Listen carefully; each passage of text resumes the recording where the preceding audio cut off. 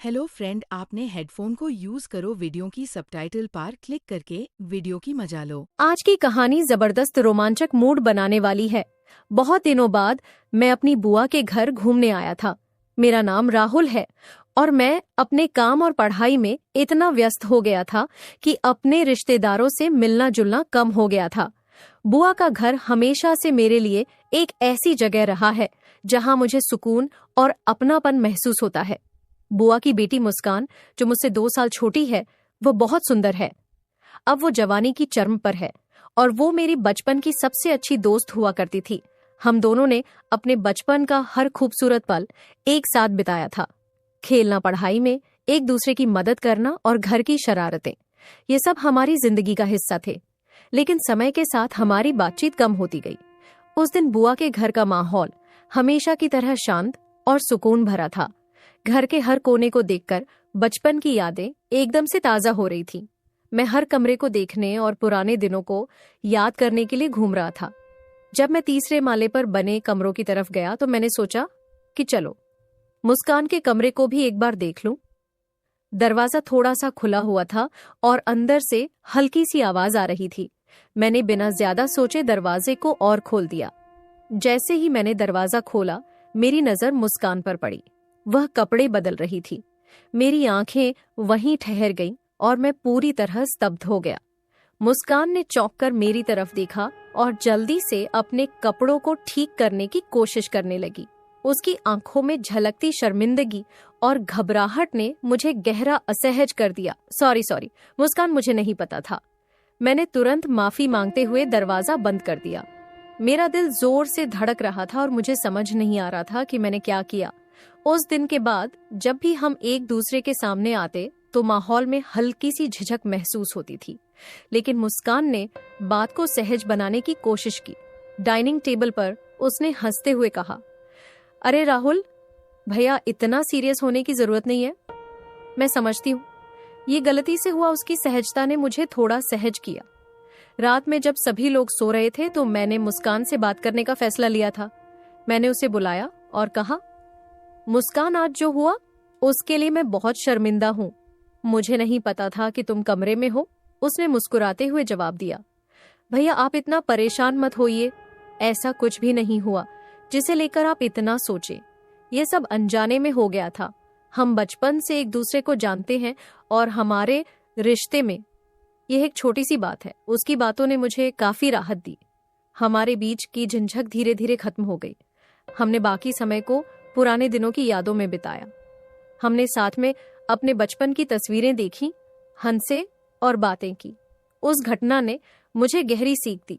रिश्तों में सीमाओं और आदर का ध्यान रखना कितना जरूरी है, ये मैंने महसूस किया। मुस्कान और मेरे बीच का यह रिश्ता अब और मजबूत हो गया था। दिया भैया, आप इतना परेशान मत होए। ऐसा कुछ भी नहीं हुआ जिसे लेकर आप इतना सोचे। ये सब अनजाने में हुआ है। हम बचपन से एक दूसरे को जानते हैं और हमारे रिश्ते में ये एक छोटी सी बात है। उसकी बातों ने मुझे काफी राहत दी। हमारे बीच की झंझक धीरे से खत्म हो गई थी। हमने बाकी समय को पुराने दिनों की यादों में बिताया।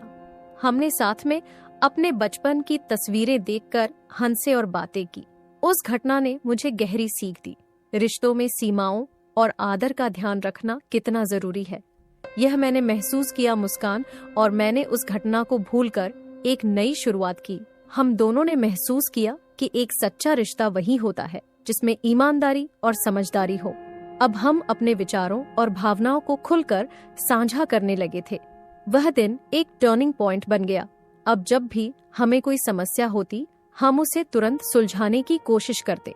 ऐसा लगता था जैसे हमारे बीच की दीवारें पूरी तरह खत्म हो गई हैं।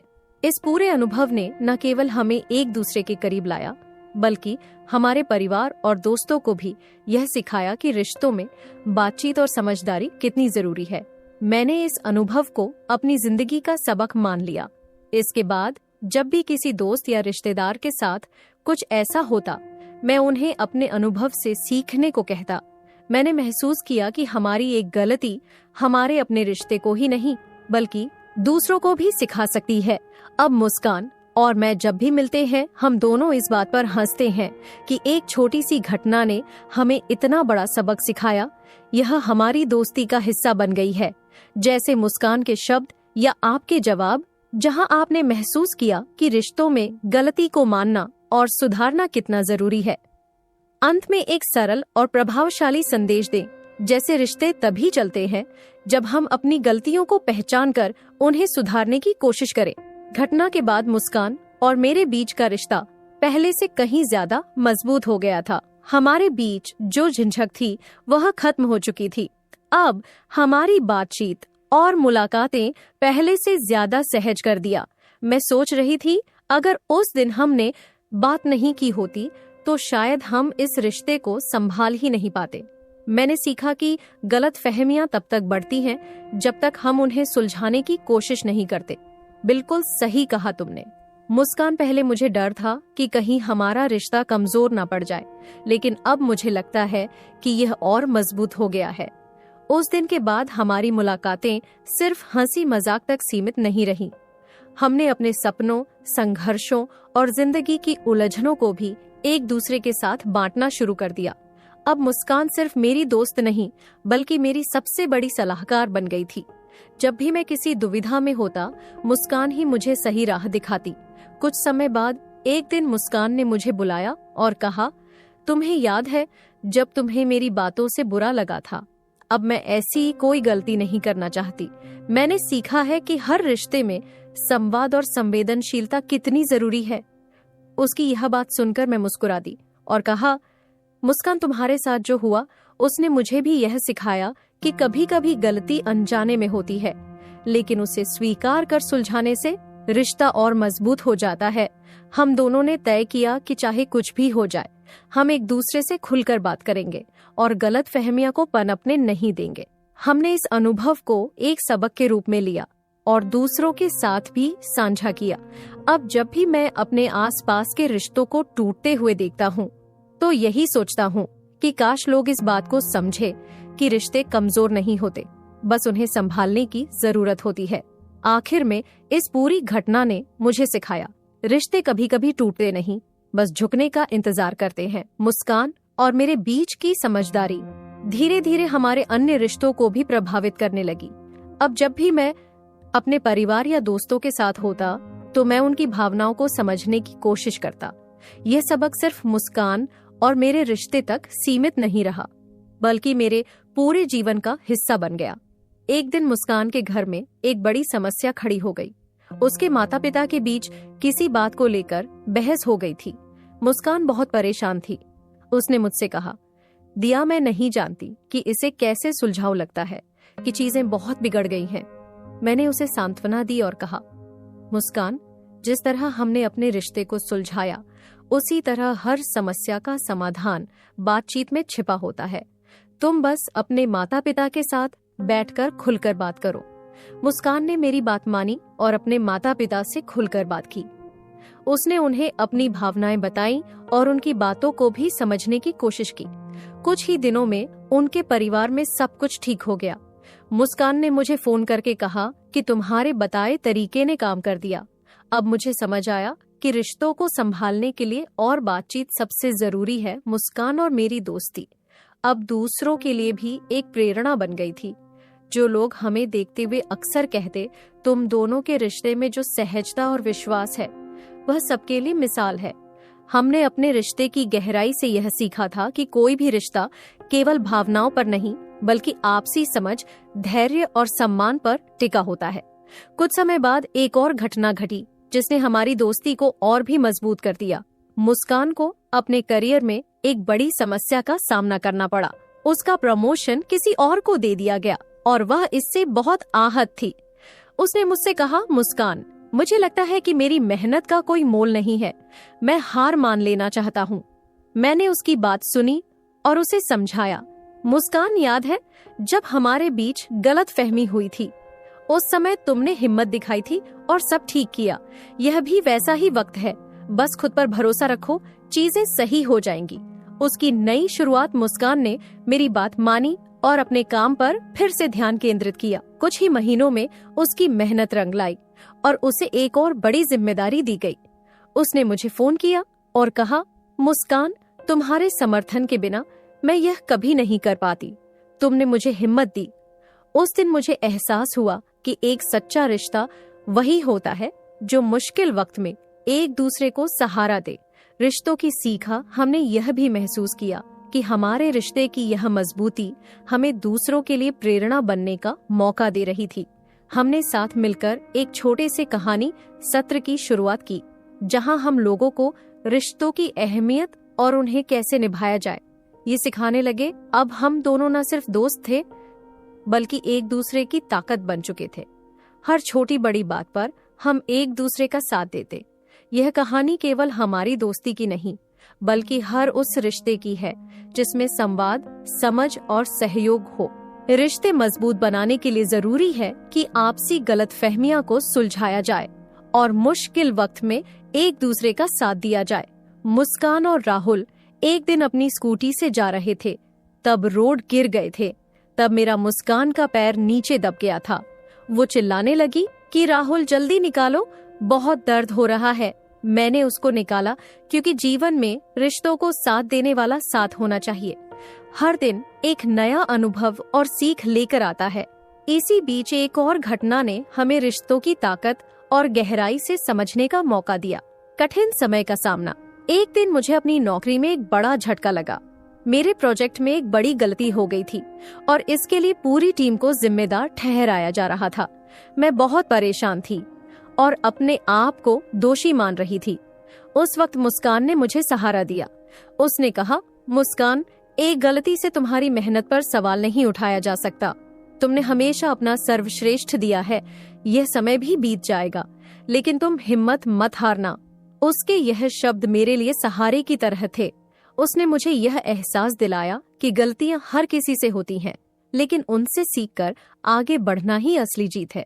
साथ मिलकर मुश्किलें सुलझाना। मुस्कान ने न सिर्फ मुझे मानसिक सहारा दिया बल्कि मेरी मदद करने के लिए आगे बढ़ी। उसने मेरे साथ बैठकर समस्या को सुलझाने के तरीके खोजे। उसकी मदद से हमने न केवल प्रोजेक्ट की गलती को सुधार लिया बल्कि टीम को एक नई दिशा दी। इस अनुभव ने मुझे यह सिखाया कि सच्चे दोस्त आपके जीवन के सबसे बड़े सहारे होते हैं। एक नए कदम की शुरुआत में तय किया कि हम दोनों अपने अनुभवों को और अधिक लोगों तक पहुंचाएंगे।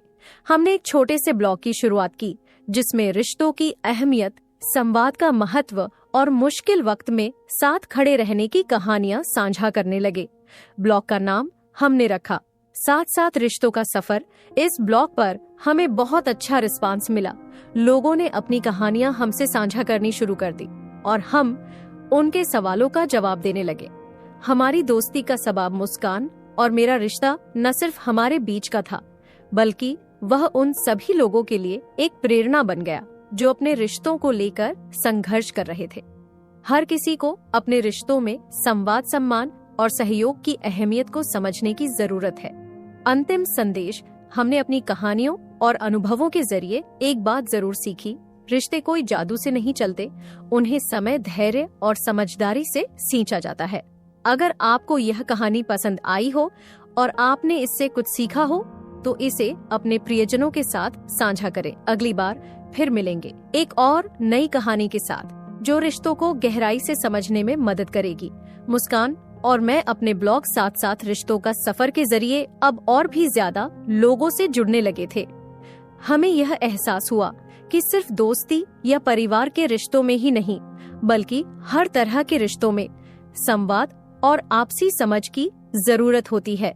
हमारे ब्लॉग पर एक दिन हमें एक मेल मिला जिसमें एक व्यक्ति ने लिखा दिया, और मुस्कान, आपकी कहानियों ने मुझे बहुत प्रेरित किया। मैं और मेरी बहन पिछले 2 साल से एक दूसरे से बात नहीं कर रहे थे। मैंने आपकी कहानियों से सीख लेकर पहल की और अब हम फिर से अच्छे दोस्त बन गए हैं। आपका शुक्रिया। यह मेल पढ़कर हमारी आंखें भर आई। हमें एहसास हुआ कि हमारा सफर अब केवल हमारी कहानी तक सीमित नहीं रहा।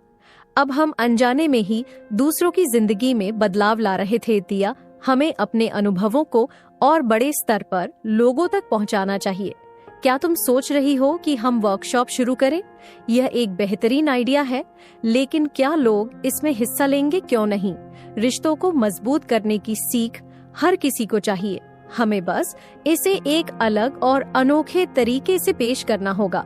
रिश्तों की वर्कशॉप की। शुरुआत हमने अपने शहर में एक छोटे से हॉल में रिश्तों को समझने की कला नाम से वर्कशॉप की शुरुआत की। पहले वर्कशॉप में 10 से 15 लोग आए, जिनमें कुछ दोस्त, कपल्स और माता पिता शामिल थे। हमने उनसे उनके रिश्तों में आने वाली समस्याओं पर चर्चा की। एक महिला ने कहा, महिला, मेरी बेटी और मेरे बीच बहुत दूरियां आ गई हैं। मैं उसे समझ नहीं पाती। और वह मुझे मुस्कान ने उसे जवाब दिया। मुस्कान, कभी कभी रिश्तों में हम सुनने से ज्यादा बोलने पर ध्यान देते हैं। क्यों ना आप एक दिन अपनी बेटी से उसकी बातों को समझने की कोशिश करें। बिना कोई सलाह दिए कुछ हफ्तों बाद वही महिला हमारे पास आई और उसने बताया कि उसकी बेटी अब उसके साथ ज्यादा समय बिताने लगी है। यह सुनकर हमें महसूस हुआ कि हम सच में एक बदलाव का हिस्सा बन रहे हैं। नए आयाम महामारी वर्कशॉप अब हर महीने आयोजित होने लगी। इसमें न सिर्फ दोस्त और परिवार, बल्कि ऑफिस के सहकर्मी, पड़ोसी और पार्टनर भी आने लगे। हमने यह सीखा कि हर रिश्ता अपने आप में अलग होता है, लेकिन उन्हें संभालने का आधार एक ही है: सम्मान, संवाद और विश्वास। व्यक्तिगत जीवन में बदलाव। हमारे अपने रिश्तों में भी वर्कशॉप का प्रभाव दिखने लगा। मैंने अपने माता पिता से बेहतर संवाद करना शुरू किया और मुस्कान ने अपने भाई के साथ पुरानी कड़वाहट को भुलाकर नया रिश्ता शुरू किया। यह यात्रा सिर्फ दूसरों को सिखाने की नहीं, बल्कि खुद को और बेहतर बनाने की भी थी। कहानी का संदेश। यह सफर यही सिखाता है कि रिश्ते कभी परफेक्ट नहीं होते, लेकिन उन्हें बेहतर बनाया जा सकता है। मुश्किलें हर रिश्ते में आती हैं, लेकिन उन्हें सुलझाने के लिए हिम्मत और पहल की जरूरत होती है।